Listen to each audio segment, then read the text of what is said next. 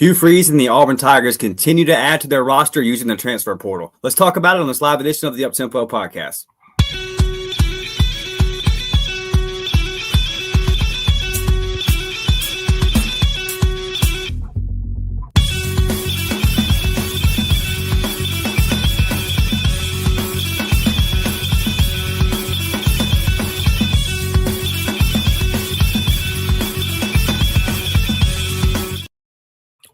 Yes, sir. Good evening, Auburn family. Good evening, Uptempo gang. Dustin Smith, Blake Lane, back at you. Another live edition of the Uptempo podcast. Y'all already know. And Blake, Hugh Freeze, and our Auburn Tigers are red hot in this portal, baby. It feels a whole lot different than last year's portal cycle. Cooking, man. He can recruit out of high school. He can recruit out of college. When it comes to getting talent on this roster, what can Hugh Freeze not do, my guy? Man, he is absolutely on the trail, and he's hot, and he's getting after it. I think he is giving the Auburn fans something to be excited about, looking at year 3 of his tenure, and there's a lot of pressure, right? Yeah. And I think he's starting to basically push all the chips in and say, hey, we got to go get guys. We have to change this program. This has to be the year. If I want to keep my job, I got to go do it now. And he's bringing in some hellacious pieces, man. Like there's one that hasn't even popped yet that we think is pretty locked up. We could be wrong. College football is a crazy, crazy place right now. But, Hugh's doing it, man. And one thing about it, it's at every position. It's not just wide receiver that we all love for Hugh, right? Yeah, I mean, he's doing it at tackle. He's doing it on the D line. He's doing it at linebacker. Like, it's everywhere, man. It is everywhere, all across the board. This coaching staff is getting after it. So you got to be excited of the talent you're bringing in. And you also kind of have to be – I don't want to get too high on some of these guys. Yeah. I don't want to get on here and just say, oh my God, this guy, he's going to have 80 tackles next year. And, he's going to light the world on fire. But you got to like the rooms that you're putting together, the depth that you're putting together, guys that have played big time football. I think that's what you really got to look at, Dustin. Yeah, sometimes you're going to add a guy and they're going to be Philip Bleedy, and sometimes they're going to be Gage Keys, right? And I think that's what we talked about, adding the tackle from Virginia Tech and then adding the tackle like a day later from USC. It's like, all right, well, you got 2 guys in there, and I know you need a left and right tackle, but you keep adding guys and you see how the chips fall. And same thing with wide receivers. Some guys are Shane Hooks, some guys are KLS. You got to add them in there.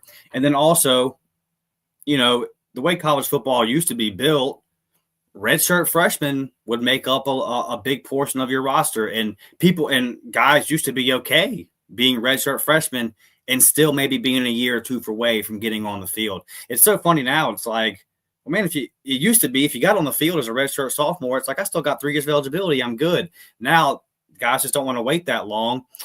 So you got to kind of backfill with depth pieces in different areas. So not every guy you bring in the portal is going to be a guy that's good, that is expected to come in and start. And I think that the additions that Auburn's had over the last couple of days, I think for the most part, are depth pieces. We'll talk about some of them, but like you made mention of, and Daniel, I'll pull your comment up here, asking about Eric Singleton, the Georgia Tech wide receiver. I believe he's the number 1 ranked player in the transfer portal. If not, he's like top 3 and number 1 offensive rated player or something, something like that. It changes every day, man. Yeah, however they do that. But Eric Singleton last year for Georgia Tech, 56 receptions, 754 yards, 3 touchdowns.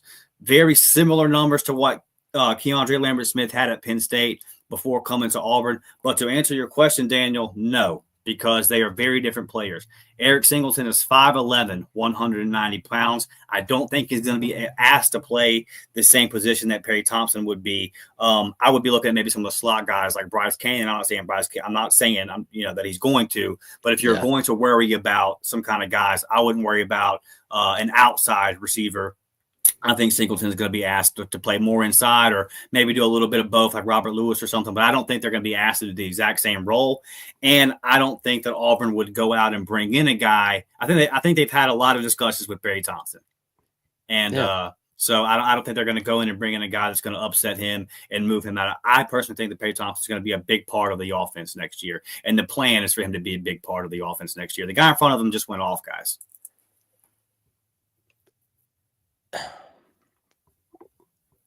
we were getting asked if Perry was leaving 4 weeks into the season. Y'all, uh, I've always said I don't think it happens. And right now, I don't think it happens. I think Perry is committed. If you saw the Instagram picture the other day of him at Auburn, I think he is ready to put the work in. I think he's ready to take the next step. I know there's doubters out there of Perry Thompson, and that's fine. But I think he's locked in. I think he's ready to get to work. I think KLS helped him, and he thanked KLS. Right? Like he told KLS, man, you taught me more than I could have ever dreamed of. I thank you for taking me under your wing. And that's probably one of the big things. Like, yeah, KLS had that year, but you also have to look at what KLS did for Perry. Just being the vet, man, teaching him the little things on and off the field. There's a lot that goes into it, man. These dudes, look, they're getting thrown all kind of money. The women coming at them, like everything, man. It's the college life. They're young, you got the bars and all that, the clubs, and they all want to go have fun. But you got to think KLS has been down that road, man. He's seen it. He's played years of college football. He took Perry under his wing. He was like, man, this is how you go about your business. You put in the hard work, do it on the field, get it done. And I think Perry, he latched on to that. I think he latched on to it, and he said, hey, I'm ready to put the work in. I'm ready to go. And you saw some things from Perry in the season when he did get in the game. You were like, okay, man, he's got it. He's just got to find it. Like we said the other night about Jackson Arnold, you just got to unlock the potential, man. And that's it. He's young. He didn't get to get on campus early. That could have a lot to do with it as well. Give Perry Thompson time. And y'all, we got to stop thinking that everybody's just going to up and transfer. It's just one of the many things of college football that we live in right now, where we're 2 weeks into the season and God, Cam Coleman's transferring. He's transferring. I can feel it. Who's going to throw him the ball, Dustin? Like, we're going to be okay. It's these receivers are bought in, and you're adding some depth. You're adding some guys that have made some crazy plays throughout the year at Georgia Tech, man. Like Singleton, if you do add him, I think that's big time. Yeah, absolutely. I agree with you. Live TV asked, has Eric signed yet? No, he's on campus for a visit, or he was earlier. I see some people in the comments saying he's just leaving. I mean, all the predictions are going in that he's coming to Auburn. Hearing a lot of good things there. Hell, it might pop on this episode. We were kind of hoping that it would pop a little bit before. It might pop. It might pop during this episode as we're live. It might pop as soon as we get off, but definitely be on standby. Like Blake said, anything could happen. You never know in this crazy world that is college football right now. So nothing is 100%. Nothing is guaranteed. But we feel really good about Eric Singleton coming to Auburn. And the thing, too, with that is, and we're going to talk about, so Auburn adds Horatio Fields, 6'3", 205 pounds, wide receiver from Wake Forest. Last year, he had 39 receptions for 463 yards.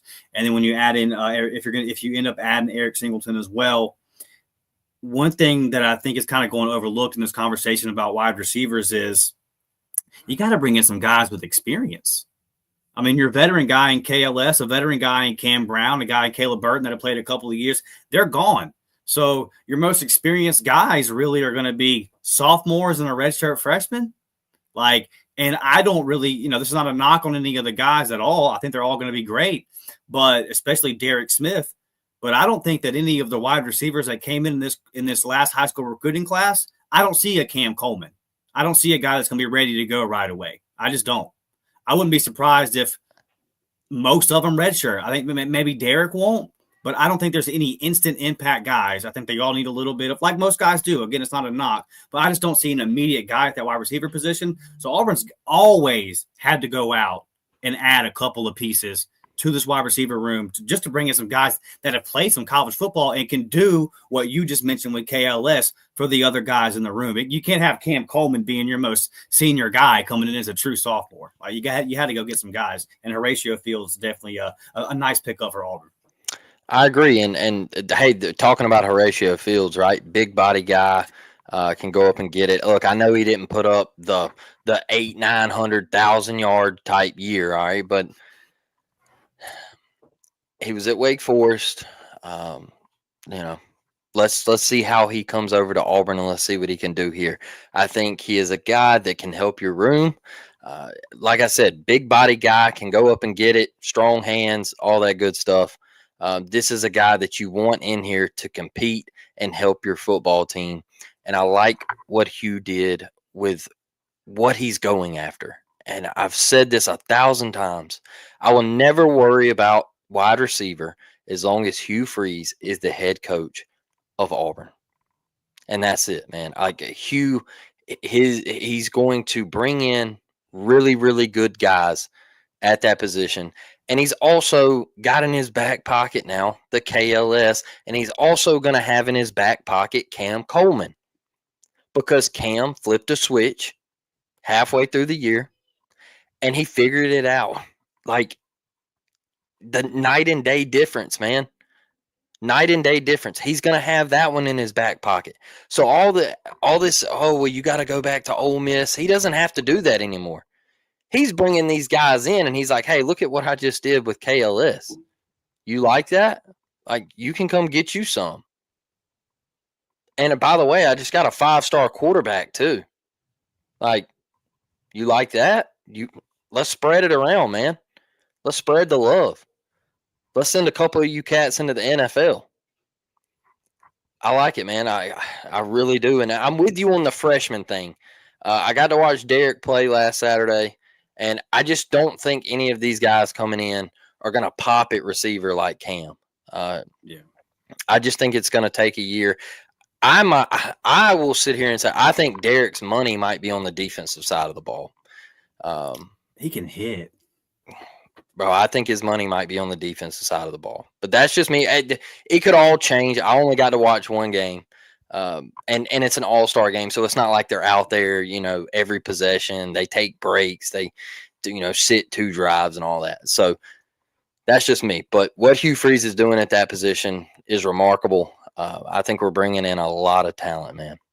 Yeah, I'm kind of with you on the Derek Smith stuff. I've been talking about that as the high school season went on and we were watching some of his film.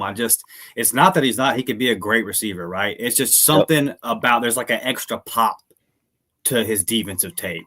Yep. He can sit people down. And but hey, that's why you just go get a guy like that, get him on your roster. He's super talented, and you figure it out from there. One thing I can say, I definitely think Derek Smith should be returning punts in a year or two. I definitely think he'll be that special teams guy. Electric. Yeah. So, and then you also added Blake Dallas Walker, transferred from Western Kentucky on the defensive line. Real quick, I want to make this note before we get off a wide receiver. If you end up adding Eric Singleton, and then you already added Horatio.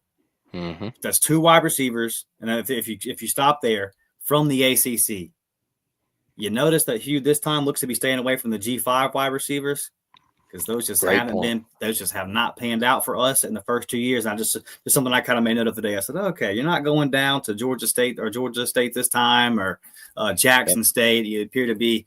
The only one that ever worked out was a guy from the Big Ten. So I think Hugh said, let me steer clear of that. But yeah, so Dallas Walker, defensive lineman from Western Kentucky, 46 tackles, a forced fumble, and he somehow had an interception last year. 6'3", 335 pounds. Definitely expect a guy like that to play in the middle of that defensive line. And then you added Xavier Atkins, 6 foot, 210-pound linebacker from LSU. He didn't get a whole lot of runs, so not really any stats there. I think he was like 4th or 5th string on their depth chart. So that definitely feels like a depth piece. I couldn't see him starting over any of the guys currently on the team. But just what do you think about these guys, Blake, Dallas Walker and Xavier Atkins? Look, I want to say this real quick about Xavier Atkins, and I was really impressed with what he had to say because you're not going to get a lot of accountability out of a lot of these young guys. And he straight up said, hey, I know I didn't get a lot of playing time at LSU, but a lot of it was because of me. A lot of it was my fault. I was the one who didn't put the work in, and I wasn't putting the preparation in that needed to be for me to get on the field. Okay. And I think DJ Durkin's going to get me right. So I want to give him that because just straight up confessing up and saying, hey, I was lazy. I thought talent was just going to get me there. So he owned up to saying, hey, talent can get you so far, but you got to work hard, man. When you get into college, everybody's talented. You got to work hard. You got to go watch film. You got to stay late. You got to put the extra work in. You got to get the extra rep in the weight room. Because when you're not doing it, everybody else is, man. And he said, hey, that was on me. I'm sorry. But I need to go with a guy like DJ Durkin to get me right. And I think he fits what DJ wants to do. A guy that can move a little bit. He can fly around with the football. And I think that's what DJ wants at linebacker. He wants guys that can just fly. He wants guys from sideline to sideline. So is he going to start? Probably not, right? Like, probably going to take him a minute. But is the potential there? Is the ceiling there for this kid? Yeah, it could work in Auburn's favor, Dustin. So I'm not going to sit here and say, like I said earlier, he's going to have 80 tackles next year. All right. But in the future, you could see this pickup playing huge for Auburn in the future. What if you have a massive injury next year? You may need him to step up. Things like that you got to look at.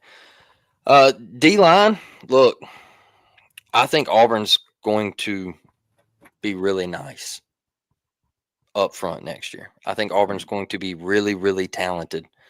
And anytime you bring a guy like this in, he's had past run-ins with DJ Durkin, right? Yeah, he went to Texas A&M out of high school, transferred to Western Kentucky. Yeah. I like that, Dustin. Yeah. I like him having a pass with DJ Durkin. I like DJ Durkin knows what he wants, man. The defensive coaching staff knows what they want, and when they want it, they go and get it. You want him to kind of be like, bring the impact of a Philip Blitty, right? Yeah, be nice. I think Auburn's going to be so good up front next year. Young, but I think we're going to be good.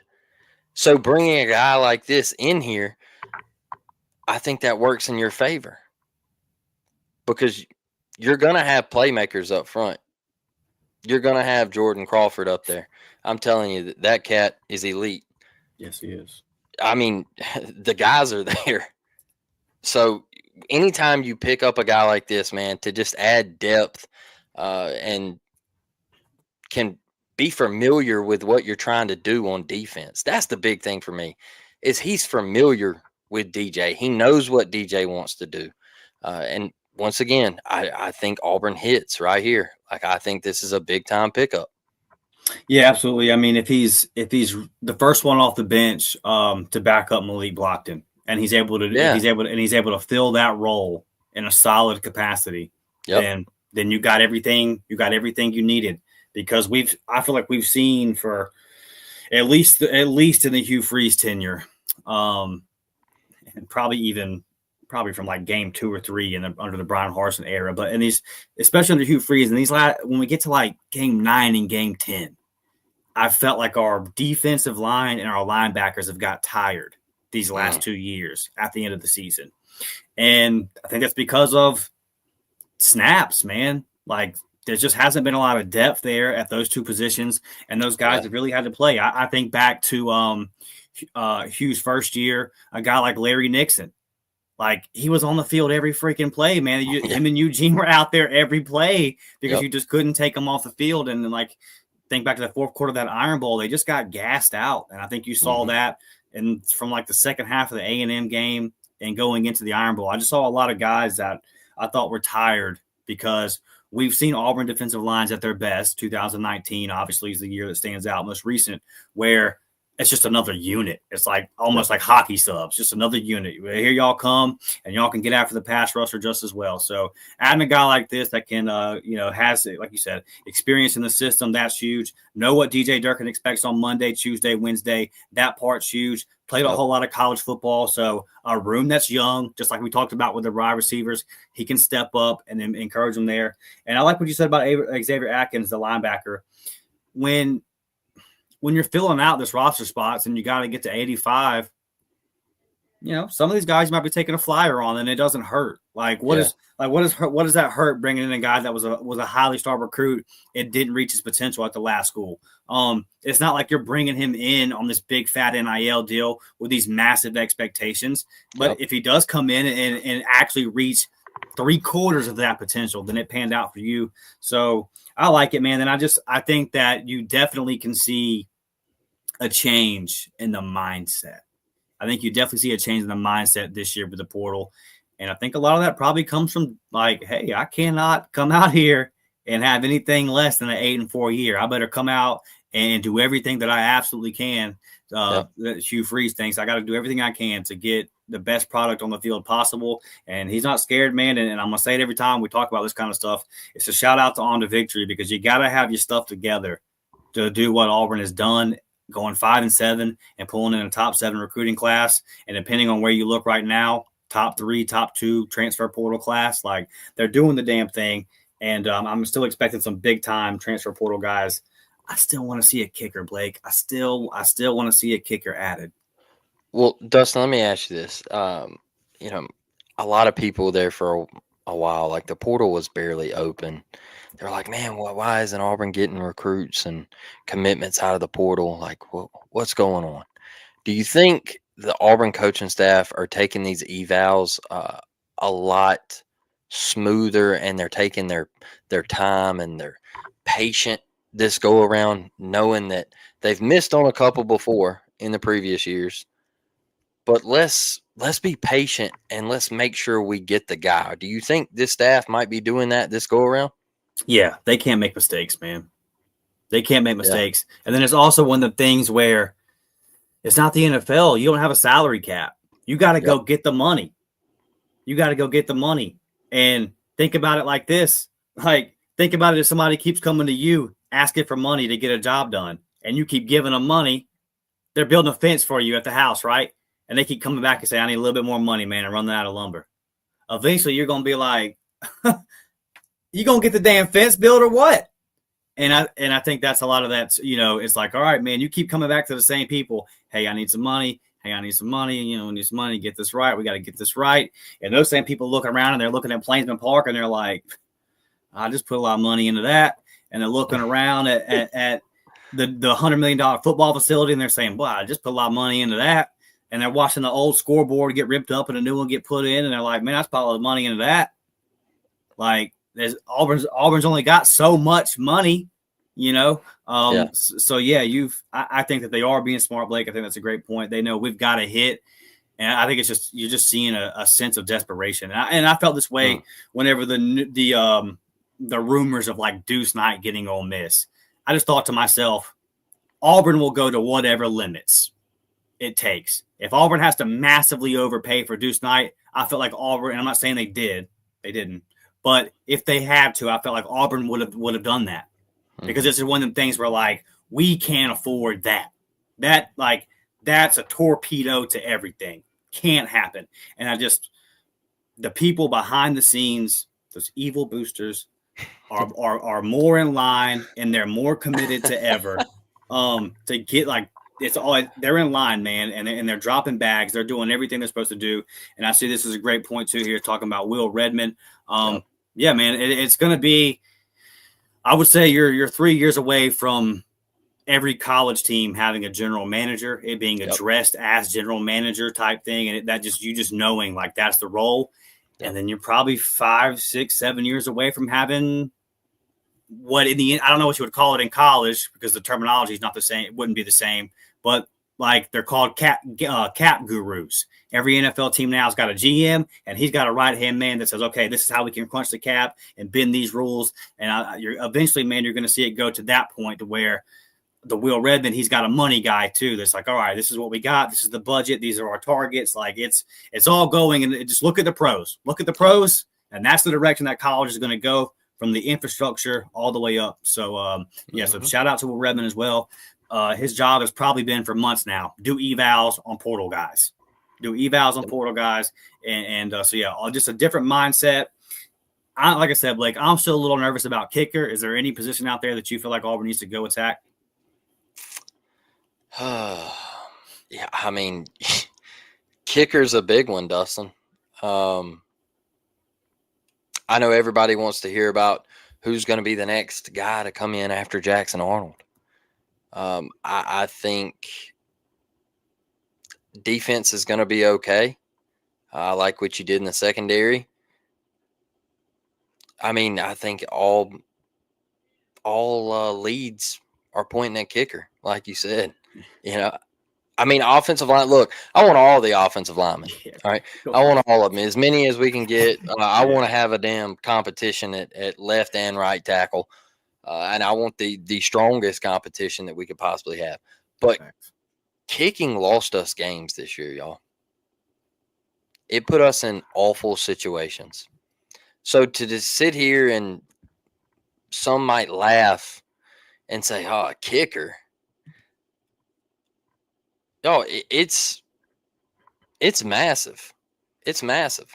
You think back to Cal, Oklahoma, Missouri. Guys, if we have a kicker, we could be preparing for a bowl game right now. Yeah. Gotta have one, man. And look, if Baby Matt can't come back, we pray for him. We hope he gets it figured out. But you got to go make a move, man. You got to get a guy. So it's a massive deal to me, Dustin. Yeah, man. It wins and loses you games, especially in this conference. You're gonna have toss-ups. We just talked about all the toss-ups in the 2010 season the other night when you were talking about Cam's number. Yeah. It's just you're gonna have those games. You got to have a guy that can bang that through, man. Let's get it here. Look at some of these comments. Let's see. Brad with a good point. He says, I would have thought Walker White was more committed than he was. His announcement to enter the portal was shocking. And that's why I always say, especially on those member pods when we're talking about recruiting and stuff like that, like nothing's really a lock. You don't know right now. So, yeah, man, you never really know. I want to say something real quick, Dustin. Walker White shocked me. I thought Walker White was going to be at Auburn and he was going to go through a quarterback competition.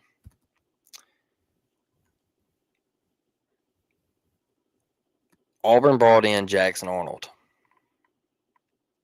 Had to. Yeah. And that's where my problem lies with what happened and Walker going into the transfer portal. I don't want to hear anything about Walker didn't want to compete or Walker didn't do this because of competition and all of this. All right. I'm sorry. It's just hard not to look at it and say, hey, dude was sandwiched in between two 5-star quarterbacks. And I think he felt pressure and he said, hey, I'm out of here. I think that's what it was. Jackson Arnold signed, and he said, well, Jackson Arnold, I mean, why'd you do that? Why did you bring in a redshirt sophomore, What's that about? Well, look, man, we got to have a guy. Are you ready to be the guy? Hugh couldn't risk it. And Deuce Knight right behind you, I think the play would have been to go through spring ball and see where you land. Might have won the job. If not, I would have been completely okay with him saying, hey, look, I'm out. I can't sit here anymore. I can't do it. Like, I'm not going to get to play. It's Jackson Arnold.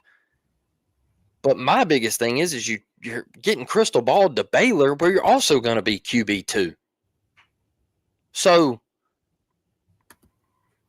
what are we doing here? That's my thing. If he would have transferred to, let's say, you know, let's say he would have transferred to Memphis or something, or I don't know anybody's quarterback situation right now, but let's Yeah. just say Yeah. he would have went to Memphis, or he would have went over to Rice or something like that, and he would have been QB1.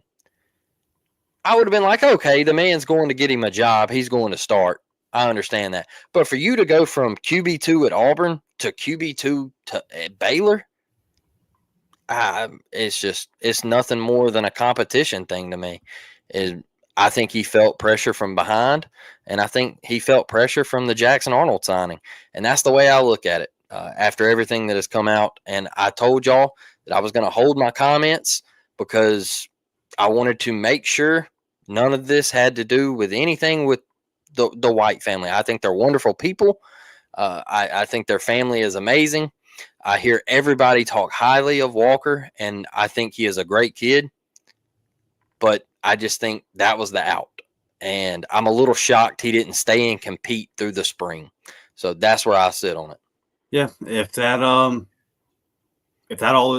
what happened, then I would say Auburn's better off in the long run, right? So Yep. that's just kind of my take on that. And I know that he's going to get in here and get the right as far as talent goes. Jazzy saying 2 5-star QBs, talking about Deuce coming in, Jackson coming in. It's going to be interesting, Jazzy, to see what we do as far as just arms in the spring, because Ashton Daniels can't come in until after he graduates in the spring at Stanford. So we can't have 2 guys out there for A-Day, I wouldn't think. I mean, part of me, like a little sunshine pump, I guess, but I at least look at that and I say, you know what, though? I'll get to see a whole lot of Deuce Knight. Like, we'll definitely have a very good look at the 2 guys that we do have, right? We'll get a good look at those 2 5-stars. And, yeah, and just listen, I have done, now that we're at this point, any of y'all, especially our members that watch the recruiting content that we do just behind the paywall for you guys know that I just wasn't high on Deuce. But when it was still down to Longstreet and man, I wanted KJ Lacey, and I still think KJ Lacey's a freaking dog. I ain't backing off of that. I'm not backing off of that. That kid's a stud. But there was just other guys, right? And then Deuce just took such a massive jump this year, especially the accuracy in the deep ball. I can't. His last 3 or 4 games of high school, I don't know how many bad balls he threw. And then there's something about that ability to just make things happen with your legs, like that dynamic ability. PT can make things happen with his legs, but PT could, if the play broke down, PT could go out and get you 4 or 5, right? Like he could save the play with his legs. Deuce can get you 40. Deuce can get you 40 with them feet, man. And so I'm gonna tamper down until we see more. But man, the more and more I watch a Deuce, and I'm really starting to feel like this is a guy. This is a guy, and I'm not saying he's gonna start as a freshman or nothing like that. But I am saying that if he redshirts this year or whatever the case, coming into 2026, Hugh Freeze is still the head coach and everything's still the same. Deuce Knight might be the guy, bro. Like I am that high on him at this point. He just has some stuff that a lot of quarterbacks don't have. You know what I was super impressed with last Saturday? The pocket awareness, man. Yo, I watched Cam Ward down at Miami this year. Look silky smooth and just non-rattled. Guy just sat back in the pocket and just let everything come to him. When I watched Deuce last Saturday, I said, man, this guy just smooth with it. The clock, the internal clock, man, like kid could just tuck it and take off and ran right by Winners and Fagans and said, hey, Deuces, I'm out of here. 50 yards to the crib. And then he could also step back and throw the post and just, I mean, it's a beautiful ball.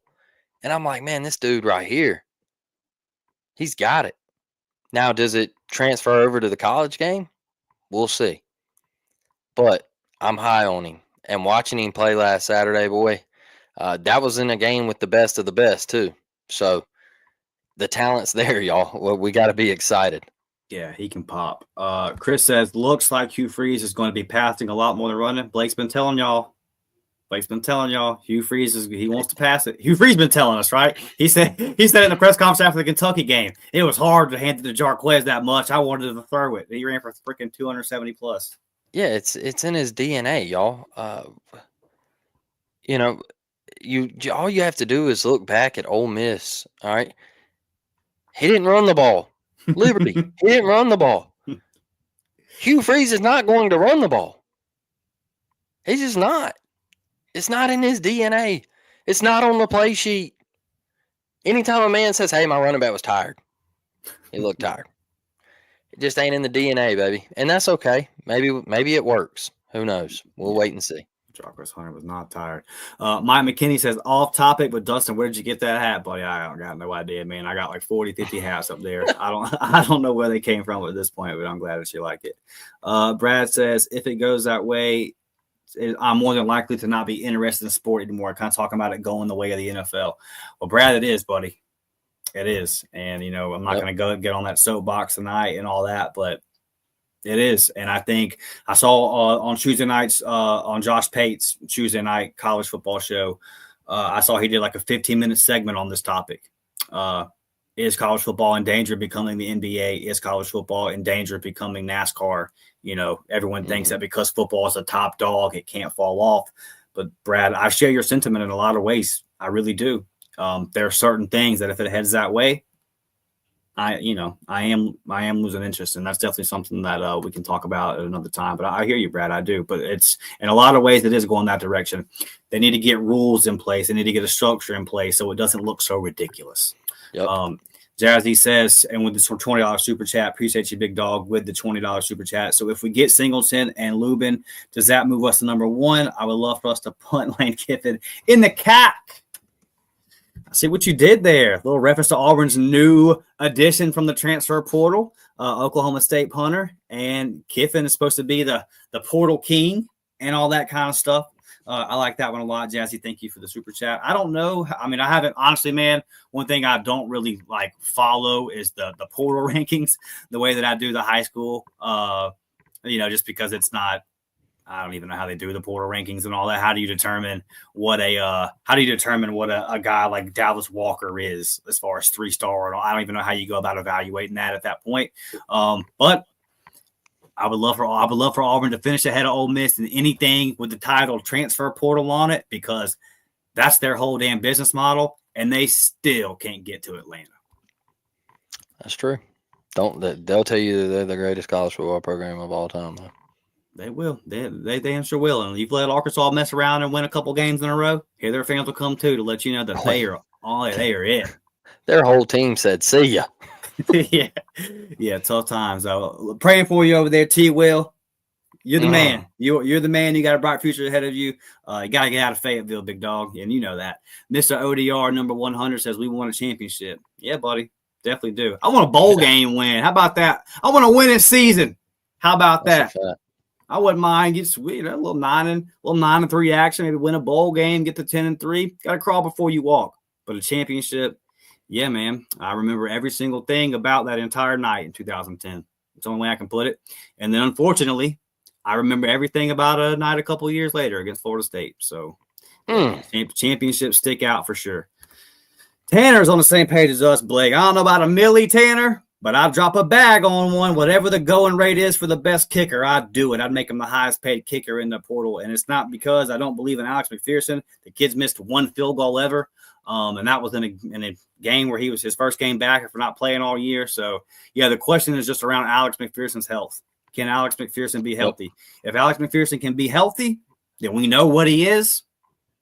I'm assuming he's going to get a red shirt, only playing in one game last year. So if he's healthy, he comes in next year as a red shirt freshman, and we're all good.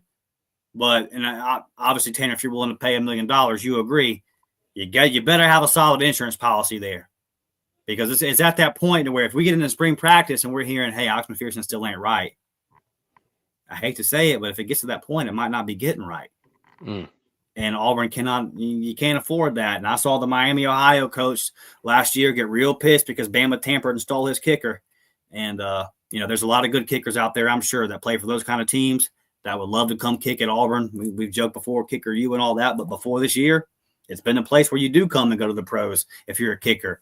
Or you're at least top. Wesley Byram didn't go pro, but he didn't miss any damn kicks. So, yeah, Tanner, it's vital, man. It's vital. If you're going to be in close games in this conference, I think we got to go get an insurance policy that we can trust. 100% with you. And Tanner, I'm glad we're finally on something together. I know me and you, we love baseball, but we have been the furthest apart on this number 2 thing. And I just got to ask you, all you got to do is just put it down in the comments, brother.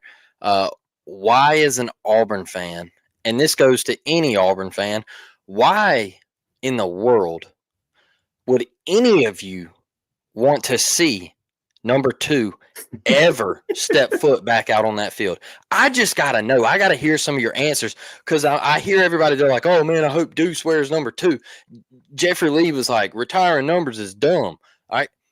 Why would you ever want to see that number walk out there again? I just got to hear it. I can't wrap my head around it as an Auburn fan that you want to take the greatest season ever and you just want to diminish that number like it's nothing, like it doesn't mean a damn thing to you. I just got to hear it. I want to hear what everybody has to say, because it is really, really just getting at me, man. Like I can't get over it. I'm having trouble with it. Yeah, I did not know. I follow a lot of sports. All my favorite teams have their jersey retired. I never knew this was such a fiery debate until a couple of weeks ago. I never knew it was such a fiery debate. I'm kind of shocked. Okay, so if retiring numbers is dumb, then why do the Yankees have a monument park? The Yankees have an area in center field where you go see all the retired numbers, the statues, everything. I never want to see and I don't care what anybody from Auburn on 3 or 247 or whatever says. Just retire the number and let's put it to rest. Auburn, look at me right here. Retire it, put it to rest. I don't care if his name is Deuce. I'm glad he's at Auburn. I'm glad he signed. Just put it to rest and retire the damn number, because I don't ever want to see it back out there again. And I feel like, as an Auburn fan, you shouldn't want it back out there either, ever. Jazzy with another $20. Hey, everybody be like Jazzy tonight. Be like my guy Chris Causey. Share this thing out on social media and be like Jazzy. Drop $20 super chats. Appreciate you, buddy. He says it's retired. If you know, you know. Hey, I haven't seen nobody wear it since. And apparently, Deuce had to ask for permission. If he felt like he had to ask him, then that kind of tells me everything I need to know, whether they make it official or not. Look, I side with Blake on this. I'm not nearly as passionate about it, but I do agree with you. I think that, like I told you before, man, I go off my reactions to the first time I saw somebody else wear 24, and I was like, whoa, yeah, that ain't Cadillac. Yeah. So I don't know. It's I probably wouldn't be as passionate if it wasn't the greatest season of all time and he brought us a crystal ball, and all I remember is him picking it up and kissing it and tucking it away, and it was all under an ongoing investigation. I can't get over that, man. Like that number is like as an Auburn fan, man, it means so much to me. Yeah, I agree with you, buddy, for sure. I don't want to see nobody else wearing it either. EPW became a YouTube member today, became a channel member. Oh. Appreciate you, buddy. Going to have some member content dropping for you guys this weekend. I've been working really hard at my job this week, trying to get all my hours in before I take a week off for Christmas. But yeah, this weekend, this Saturday, I'll definitely be pumping out the stuff for you guys, to stay on the lookout for that. Walker, he was only here 1 year. Yeah. All right, so look, guys, that's going to about wrap it up for the night. I was kind of hoping that Eric Singleton might pop in the middle of this show. He might pop here in a couple hours, though, so stay on the lookout for that. Man, Hugh Freeze on to victory. Everybody doing a great job, Blake. That's really all I got to say tonight, buddy. Declined to interview on his way out. So, my take on that with Singleton is maybe he didn't want to ruin the moment of his commitment, because I feel like on some of these exit interviews, some of these kids say some things, and then all of a sudden, there's he's going here and he's going here. Maybe he just wanted to keep it under wraps and say, hey, let me get my graphic out there by Hayes and all that stuff. I mean, there's so much access to all this stuff and the recruiting, and there's so many beat writers and all that stuff. So maybe he just wanted to keep it under wraps and surprise the Auburn fans. Maybe he might wait till in the morning or something. Who knows? So Yeah. I just hope he's an Auburn Tiger, Dustin. Yeah, it'd be a big get for us. I fully expect it. You don't see guys come in a whole lot for a second visit from the transfer portal, right? Like that, I've never even, not even one I can really remember off of that. So it kind of makes me think, were you coming back to take some pictures? We've all seen the social media stuff going out. Were you coming back to get your little video clip out? Were you coming back to kind of finalize everything with On to Victory and just get any kind of questions, maybe academically squared away, whatever that is? So yeah, man, it's probably a lot of that. I fully expect Eric Singleton to be an Auburn Tiger, but like we do say all the time, man, it's crazy. He might Miami might call him in 5 minutes and say, hey man, want $1 million more than what they're offering, and you can't turn that down. So hit that thumbs up button, subscribe to the channel if you have not, and we got a big basketball game with the Purdue Boilermakers on Saturday. Dodge the bullet. Hopefully our guy Janai Broom is going to play. If not, he is not expected to miss too much time. So looking forward to that. And we'll be back at the end of the weekend to kind of discuss that. We'll talk some basketball in the next episode. And sure we'll have some big commitments coming in from the football. So listen, a lot of stuff coming in. You guys stay safe. If you're out there traveling for the holidays, man, stay safe. I love y'all. I appreciate y'all. And we'll catch you on the next one. It's War Damn Eagle, baby. War Damn.